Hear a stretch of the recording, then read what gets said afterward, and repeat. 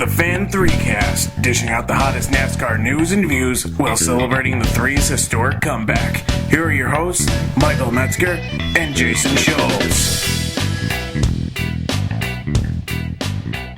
Jason, we are coming into a weekend where the name of the upcoming race is simple. GoBowling.com 400. It's not like last weekend at the Indianapolis Motor Speedway, where you could have had one of four different varieties of a race name. Some people called it the Brickyard 400, some call it the Crown Royal 400, some call it the Brickyard 400 presented by Golden Corral, and finally you could also have the Crown Royal presents the John Wayne Walding 400 at the Brickyard powered by Big Machine Records. That is a mouthful. I understand why they're going through and Crown Royal wants to honor American veterans by naming their race with them, but goodness, that's confusing and a mouthful to try to figure out what you're watching. And when we have these giant, long race names, the fans aren't going to take the time to really remember it. When we go to Pocono, like you said, the GoBowling.com, we're going to know that, and that's something fans probably think about. But when you have 17 words in your race title, fans probably won't take time to really understand the title or look into it because they just don't want to have to remember all of that. And I think that's something that if Crown Royal really wants to have their brand pushed across in the Indy race, shortening the name may be a great idea.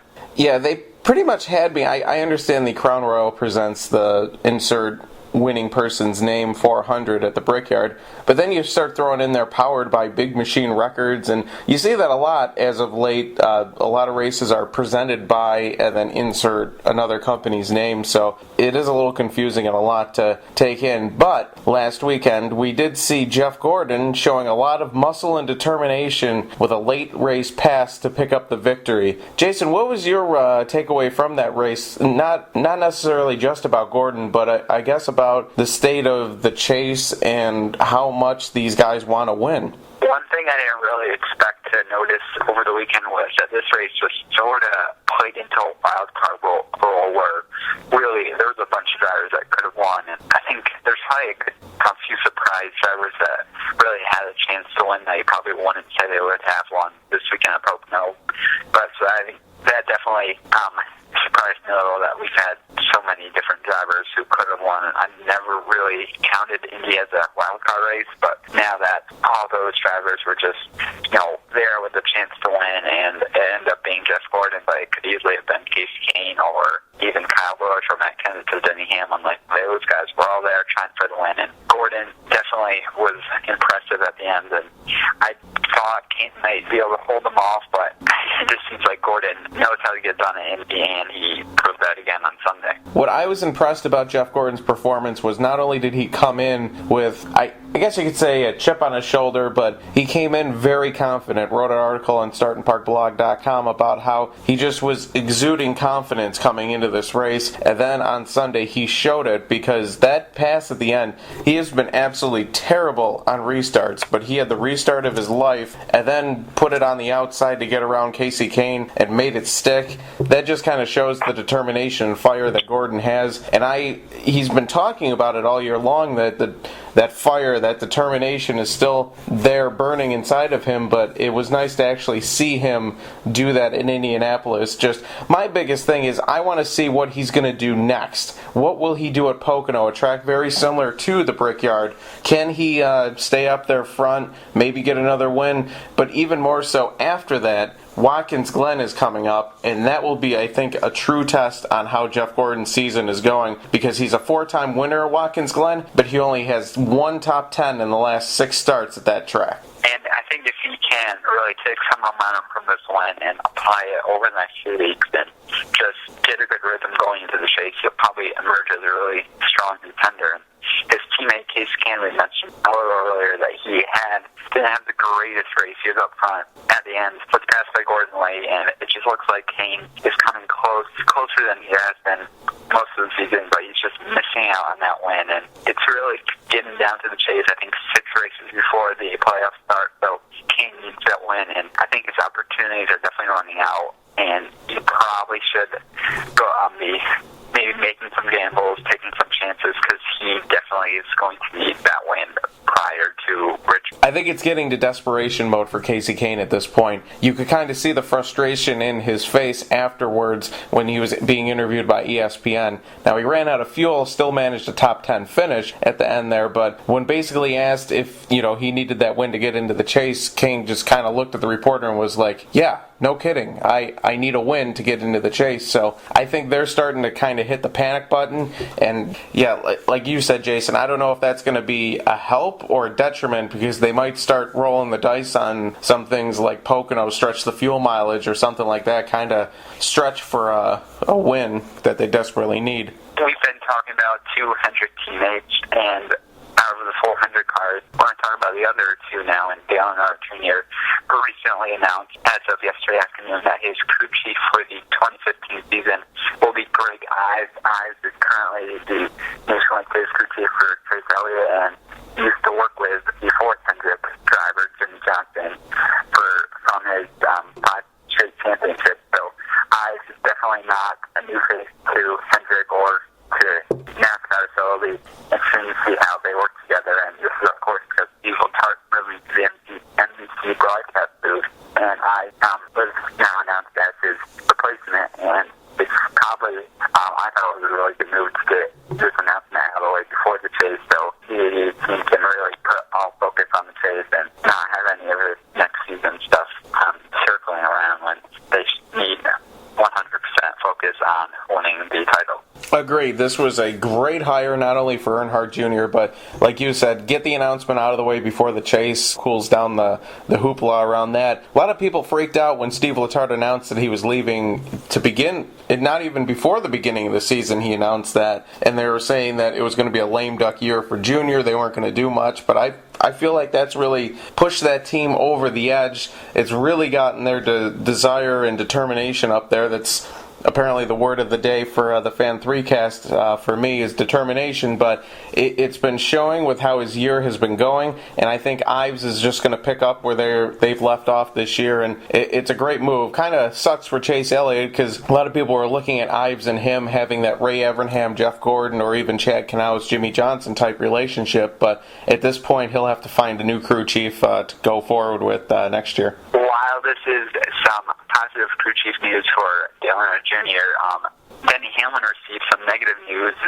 after the Indy races. His crew chief, Darren Grubb, was suspended for 6 races following a confiscation of a part NASCAR took after their Indy race. I'm not sure the exact details of all of that, but Hamlin's our crew chief and a car chief for 6 races, and they will both begin their suspension this weekend because they would like to be back before the chase. If the appeal that Jurgen Racing is going to file doesn't work, they want their crew chiefs all set for the chase. And under the new system, it was P5 penalty, but more with the new chase system, this is not going to really affect the team. They've already got to win. They probably will not fall out of the top 30 in points by the time Richmond's over. So they definitely are probably not affected by this as much as it would have hurt them under the old system if they really were on the edge of the chase and really needed some good runs to get in. So, harsh penalty, but at the same time, nothing is really going to hurt this team at the moment. Yeah, it's a very weird penalty, just in the sense of what you were just saying. NASCAR definitely laid down the hammer. That's the P5 is the harshest penalty one can give. Plus, there was a lot of extra stuff, like they got 25 extra points taken because it was found in post-race. Grubb was fined an extra $25,000, I believe it was, because it was found post-race and all that stuff. But at the same time, yeah, him being away for 6 races will suck, but he'll be in the shop. He'll be working on cars for the chase. He'll be getting the team ready for that. It just goes to show that suspensions in NASCAR are not like suspensions in other sports. If you're in another sport, you're suspended. You can't even show up to the training facility for that duration of the suspension. But since NASCAR teams are independent contractors, they can still show up at the shop. They just can't be there on race day, where NASCAR can kind of police them. So it'll hurt not having Grubb and the car chief there for 6 races, definitely for Hamlin. But like you said, he's in the chase. He's not going to fall out of that chase contention. He won't suddenly forget how to drive these next 6 races. So it'll do more for the reputation of Joe Gibbs Racing and Darian Grubb as far as a penalty towards it than it will actually on track to kind of derail what Hamlin has done. I think teams will look at this as we probably shouldn't play around with this part of the car Bob Pockrass tweeted out that this made Hamlin, whatever was missing, made Hamlin a little more vulnerable to fire entering the car. So with teams putting driver safety at risk, I don't think they'll ever play around with this, but maybe in some other areas of the car that they could get away with, they might try to push the issue a little and test some things out for the chase and see what they can get away with, because once the chase comes, everyone needs that win, so they're going to push the envelope as much as possible. Maybe a little testing out that's going to happen over the next 6 races. Another fun item about doing this during the day is we got a little bit of news right before we started recording this, which is Mark Martin is now going to be a driver, mentor, coach for Roush Fenway Racing. I believe that starts next year. Could be wrong, could start right away, but that'll be a great thing for that organization, is they definitely have a youth movement, and Trevor Bayne moving up to the Sprint Cup Series. They'll have Ricky Stenhouse coming out in his 3rd year, when speaking about next year. And then they have the young guns in the Nationwide Series with Chris Buescher and Ryan Reed, who both have shown spots of brilliance but have a long ways to go. And Martin's expertise will be a great learning thing for all those drivers involved. Yeah, it's definitely a big boost for Roush Fenway Racing, and we'll definitely take this added knowledge from Mark Martin and really put it to good use. And it wouldn't surprise me if this team if he's starting this role right away, if their performance is increased a little. Maybe the Nationwide guys Reed, Buescher, and Bayne, maybe they have some better performances and are competing for some more wins towards the end of the season because Mark's been helping them out. And he definitely knows how to get it done. He's done it for a bunch of years. So overall, it's definitely a fantastic add-on for the RFR organization. That'll do it for the news section of this program, but we're going to backtrack a little bit. And the TV broadcast at Indianapolis, it was the first race back for ESPN. It was about on par for what I expect from ESPN. My only major gripe was the long pre-race shows and the fact that for at least 2 to 3 minutes they had to kind of kill time by showing the pre-race concert. Now, if you find yourself in a position where you need to kill time with a pre-race show, you should probably end it. My thinking is your pre-race show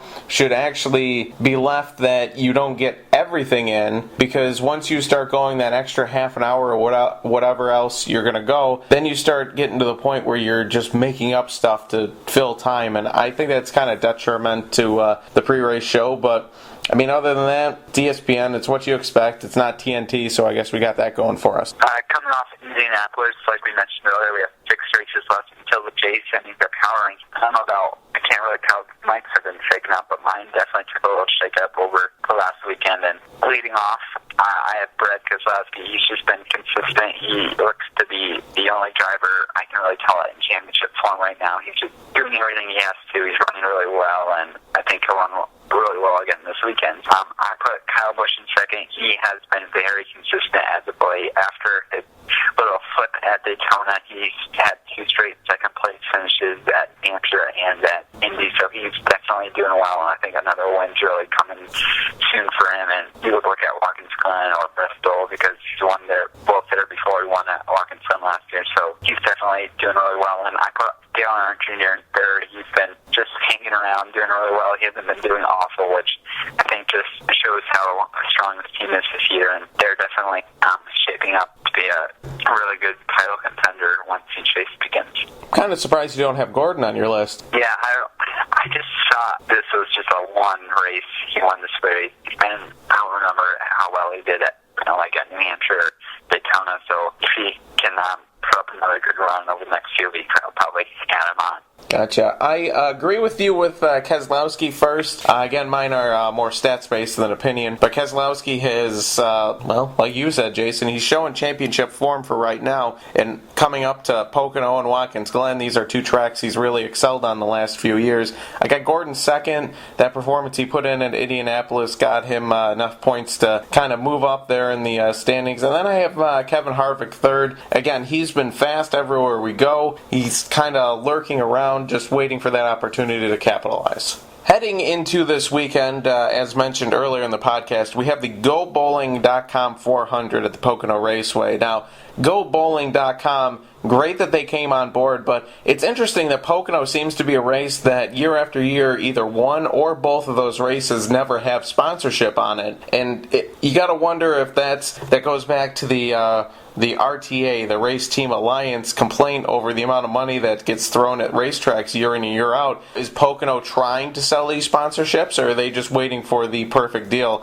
And then furthermore, with that in mind, Pocono has two races. They're about a month apart. Well, technically 2 months if you literally go off the calendar here, but should these be spaced out more? Should Pocono even have two races is the questions I have. And I've always thought that no, they shouldn't have two races, especially back when it was 500 miles, but now that it's 400 miles, it's a little bit better. But I don't know, I think a second Pocono race date would fit perfect with Iowa or some other location that NASCAR can take advantage of. Yeah, I'm definitely not a huge fan of two races at Pocono. If NASCAR takes one away and just gives them one date, I think they'll do really well with that one date. And the track president, I think does a lot for that race and those two races. So if you just give them one, I think he'll make one heck of a show out of it, and it'll probably be a good move overall for the NASCAR, and for the raceway, and maybe expanding their horizon, going to a different track. I know I'd love to see that. I know a lot of people would like to see that as well. Goes back to with the attendance issues. If you give people only one option, they're going to kind of be forced to go to that one option. So here at Pocono, for example, you could be like, well, school's just ending in June, maybe we'll just go to the second race. So then you miss out on people there. Or you had the reverse where, I just saw them in June, I'm just going to skip the next race. So yeah, having one race would make it a little bit more desirable, I think, and would help attendance. And this could be true for a lot of different places. But Jason, as we head into Pocono, even though it only has 3 turns and it's not quite like Indianapolis in the history and layout, a lot of people seem to be able to translate what they've done at Indianapolis to Pocono. So is it just going to be the same people we saw last week up front? I think there's definitely a good chance because you have Gordon who runs well here, you have Kahne who runs well here, and even Denny Hamlin, he runs well here. Kenseth has ran well here. So I think there will definitely be a mix of drivers, probably some who did well last weekend, and some different guys who will perform really well on Sunday. But you may see a guy like Kahne or Gordon up front battling for the win at the end because they just need to have a lot of momentum, and they did well last weekend, and it'll be interesting to watch to see if they can actually stay up front and run well at once. One driver to keep in mind when we come to Pocono is Ryan Newman, who has won at Indianapolis, hasn't won at Pocono yet, but always seems to do well there and definitely needs a win to get into the chase. We've talked about Jeff Gordon. Can he carry the momentum into this weekend at Pocono? Again, a track that's very similar to Indianapolis as far as how the car handles. And again, we've talked about Brad Keselowski. He will be one to watch definitely this weekend. But my concern with Keselowski is traveling back and forth from Iowa. Is that going to put a toll on him this weekend that he can't quite 100% concentrate on Pocono at hand? But moving up to our picks to win, Jason, those two guys, actually those three, were floating through my head when I was trying to come up with who will win.